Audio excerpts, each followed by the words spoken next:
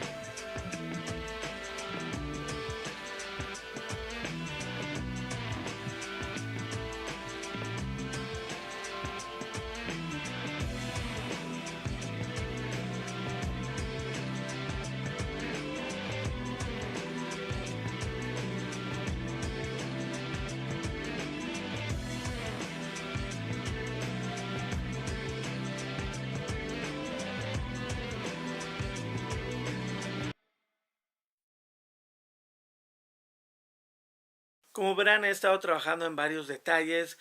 Fue una pieza donde jamás yo había hecho una armadura y fue un poco difícil, un poco pensar cómo lo iba a hacer.